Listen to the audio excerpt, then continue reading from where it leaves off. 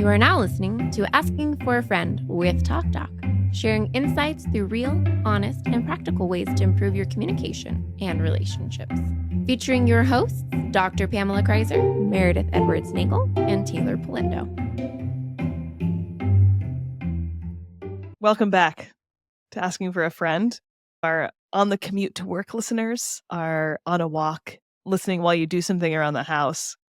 I think today's episode is super practical, and I know it can be applied to a range of situations in your life. We're going to dive into what I believe is the most powerful mental communication tool, reframing, sprinkling a little bit of growth versus fixed mindset, optimism versus pessimism. All right, so reframing, it's not just this cheap positive thinking, right, guys? It's research-based. And if you've been here before, we love us some research and data. Absolutely. Love hearing that out of your mouth. Oh, yes. We all feel this stress and burnout everywhere. It's all over us. Reframing not only fuels personal growth, but it also helps us navigate life's challenges with greater resilience, clarity, and purpose. Your inner dialogue, the way you talk to you, it shapes your confidence, your choices, success, and it's giving a little Silver Linings Playbook kind of energy, don't you think? Mm-hmm. Yeah, I like it. Meredith, are you an optimist? I think I will probably go out of the world feeling like I'm an optimist, but it's important to me that it's not cheap. That just feels important, that it's not coming from nowhere, but it's like gritty optimism. What about you, Tay? I have no idea. I vacillate. I like to, I believe everything's going to be okay. I think that I tend to go a little negative on any kind of new information or experience. But over the last couple years, I think we've seen improvement. What about you? So the opposite with Teighlor, having children has created more optimism. But she knows they're going to move out someday. I'll be rid of them. No. Then you miss them. It's a weird thing. Yeah. What about you? I think I'd say I'm an optimist. If we were breaking down optimism, we'd probably want to think about the book by Martin Seligman, which is called Learned Optimism. And he differentiates the idea of a pessimist from an optimist. The difference, according to him, is that it depends on how you explain bad events to yourself. A pessimist is going to personalize bad life events, attribute them to permanent or pervasive causes, versus optimists who explain bad events, but they do it in terms of externalizing the causes, and they see them as fleeting or specific. It's not necessarily going to be like this forever in the mind of that optimist. The contrast is really how you explain it to yourself, which talks about really that dialogue, as you were saying, Meredith. Oh, and by the way, this helps the mothers on this podcast. Okay. According to Seligman, your mother and your teachers are likely the most influential on what your explanatory style is. So whether you're an optimist or a pessimist is largely informed by your mother and your Thank teachers. you, Mom. Damn it. Sorry, kids. Ren. I think I go pessimistic, but I think I reframe a lot.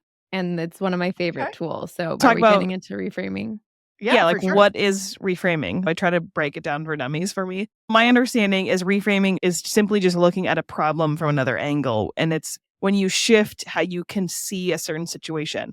You change your mindset, you adjust your emotions if you can around it. Challenges feel more manageable and possibly open up new solutions that you haven't seen before if you're able to approach things at other angles. Okay, so what's an example? A breakup in a relationship. Okay. Hmm.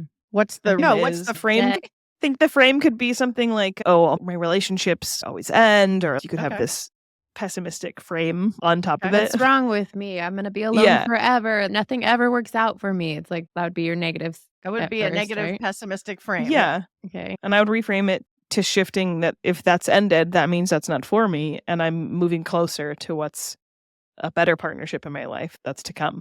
Or this is an opportunity for me to work on myself. You're discerning. I like it. Oh, that's okay. That's a good reframe. I'm saying you're discerning. You have more and more relationship experience and you're honing in on what will make a good partner for you. Yeah. Or honestly, something I did, I don't even know if I learned this somewhere, if I made it up by myself, but like when a dating relationship wouldn't work out, I'd usually have this one thought, 99% of the time this is not supposed to work. I'm not at the 1% yet. That helped me. I've heard that.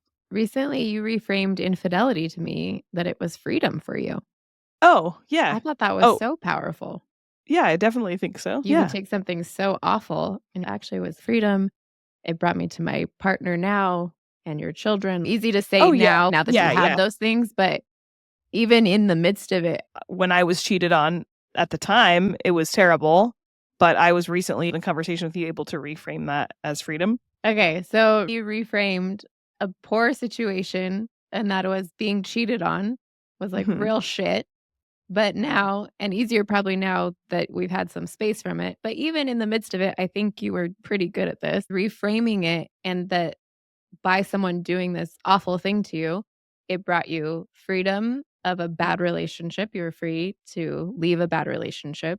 It Mhm. brought you eventually to your spouse now and family, but Mhm. also you were just out of a really awful relationship, which Yeah. there was some freedom More, there. definitely some distance, so a little more rose-colored glasses now, but for sure, Yeah. I think that in that exact moment, that was painful, but there was a slice of myself, and I'm sure people have felt this too, of, oh, is this part of the door to let me leave, to get me somewhere else? And Mhm. yeah, now I can reframe that experience as, albeit painful at the time, it was an exit. It was a Yeah. good push out of something I knew I needed to be out of.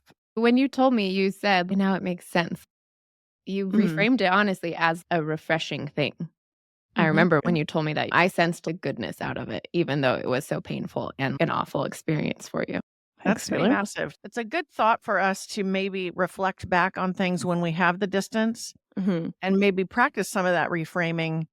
Is it all bad, or are there some frames that'll maybe be more productive or more growth mindset, which we'll get into in a little bit here, Mhm. right? Yeah. That's good. I was thinking more petty examples. Why did someone say something like that to me, a stranger?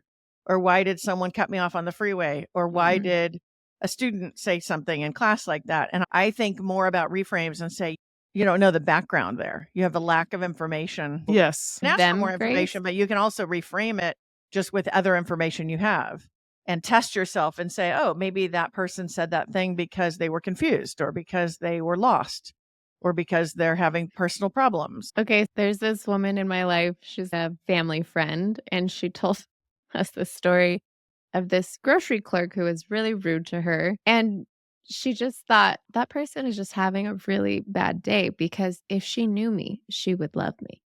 And so it could not possibly be me. And I have taken that and I literally try to treat people as if they all love me. Not that they do, but it serves me better if I believe that people love me because I will then have grace. Oh, yeah, they had the worst day of their life. That's why they were short with me. Sounds a little Brene Brown to me. Yeah. Some of you have read Rising Strong, and she entertains the question in that book about are people doing their best? Yeah. And one of the conclusions that she makes with her husband in that chapter is that they both believe that they do their best when they believe other people are doing their best. When you believe people are doing their best, then you have more compassion, you have more connection, you have more pathways towards getting new information because you just believe that. Yeah. We could use some of that right now. Probably, yes, in almost every area. Yeah. As much as I think reframing and being optimistic, these are good tools and I think they're positive. I think you have to know what room you're in, read your room. Sometimes shit just sucks. And that's okay to sit with that. If someone's not ready for a reframe in the moment, that doesn't mean they'll never be ready for one. I think circling back to the ending of relationships, I think I definitely had probably one or two in my life where I thought, wow, that was love lost, just gone for me. And I wasn't not ready to hear that I could be where I am today. Or you're better off or any of those. Yeah. Doesn't this happen in grief when Oh, someone yeah. dies and they're like, oh, they're in a better place? Ugh, I hate And you're that. like, oh, that just happened. I'm not ready for that one. Yeah. That's when I think this can become cheap. They're in a better place. Those are cheap shots at trying to make this work where it won't, I think, or it fails. But I think some of the reframe, it can be silly, it can be fun. Yeah. I got a funny one for you. I thought of it the other day. One of my classrooms is much further away than my other classrooms. My first frame on that was, oh, I'm bottom of the barrel. I'm being punished by putting me on this faraway part of campus. And then I reframed it and said, no, this is a chance to get my steps in. I love Right? it. That's the reframe. Yeah. Yeah, that's a good light one. I just like that. I like that. Yeah, just Yeah. light for sure. Yeah. And don't go to class and be sour every day. Just go, you know what? I'm getting my steps in. Good for me. Yeah. Anyway. Okay, so I'm going to want to bring Carol Dweck into this. Yes, Yeah. please. A great read out there is the book Mindset, the Psychology of Success by Carol Dweck, Stanford. And she contrasts fixed versus growth mindsets. The idea is that fixed mindsets, they generally believe their abilities are unchangeable and that they're born with them. And you'll hear it in how they talk. So they'll say, oh, I wasn't born an athlete, or I wasn't born an artist, or whatever. And they believe that they won't really expand that particular area. And so people with fixed mindsets avoid the situations that challenge that assumption. They would avoid hearing new information or ways you could grow, and they would avoid skill development and avoid situations where the gaps in their skill were evident to everyone. In contrast to the fixed mindset are people with growth mindsets. These people generally believe that abilities can be strengthened through improvement and hard work. Generally, people with growth mindsets believe they can achieve anything, and they thrive in challenging situations because of that belief. One interesting concept that she talked about is, are people just talented? Is that genetic? Is it just passed down? She says talent isn't passed down. She said, actually, mindset is passed down. So it's not really that you're talented. It's that you have a mindset to create the talent, right? That's the question. Are you a famous athlete because you're talented, or are you a famous athlete because you have a growth mindset? So can you learn a growth mindset, or is that genetic? No, I'm not saying it's genetic. I'm saying there's people that say talent is genetic. She says absolutely not. She says what's passed down is mindset. And we heard from the other book that moms and teachers and other influential people are going to help shape how we view the world and how we explain bad events or life to ourselves. So same vein, Dweck also says that, no, it's really the mindset. It's that influential patterning that's gone on that affects how we are today. And to your question, I think you can learn a growth mindset, but I think it's probably pretty hard if you're very fixed. So I wouldn't say it's an easy thing, but I think you can. I was going to say, if you're somebody listening and you find yourself more fixed mindset on something, or even us, I'm sure I have a way of being more fixed on certain subjects than others. How do you lean towards being more growth minded? Because what we're arguing, I think, today is that the growth mindset is what propels you forward in all areas of your life. Yeah. Success. Wasn't there some research that even having this growth mindset or being more optimistic can even help post-surgery healing faster? And yeah, I don't know. It's just fascinating. Yeah. Let me give you some research on that. Okay. There was a study in Dweck's book where they look at hundreds of students who believe intelligence could be developed versus those who believed intelligence was fixed. And they found that those who believed that intelligence could be developed were significantly higher performing than those who believed that they had their fixed intelligence. The other thing that is really interesting is how this growth mindset is developed. And I think this really shows up in Dweck's research. They looked at 400 fifth graders. They're given a set of problems, and one group was praised for being intelligent. You're so smart, they would say. And the other group was praised for their effort. You work so hard. So one group's told, you're so smart. The other group said, you work so hard. The group that performed significantly higher was the you work so hard group. Even when we tell people they're smart, that is more fixed in how it sounds than you work so hard, like you're a hard worker in a growth mindset, right? In neuroscience, we see that the growth mindset has higher brain activity than the fixed mindset. So that's a little scary. That's wild. Right? I like that. So greater brain activity, especially when facing errors. So problem solving kind of situations. Dweck's research found that elite athletes who believed the power of effort and practice, that growth mindset, were significantly more resilient and performed better under pressure than those who believed it was just innate talent or a fixed mindset. And you see all these different examples in that book that are really interesting, especially among children. And they do these studies where they tell the kids they got the problem wrong, but the ones with the growth mindset see it as an opportunity to figure out what's wrong with the answer. Whereas the ones with the wrong answer that have a fixed mindset are like, oh, so I'm defined by this being wrong. I'm not good at this thing. I remember you were talking about this with athletes, and I literally, in part of preparing for this, I was looking up quotes about failures by successful people and athletes. And how funny that we look for how to approach failure, not by failures, but by successful people. I find that there's a little light bulb for me. Why I want to know how to be successful by the failures of successful people.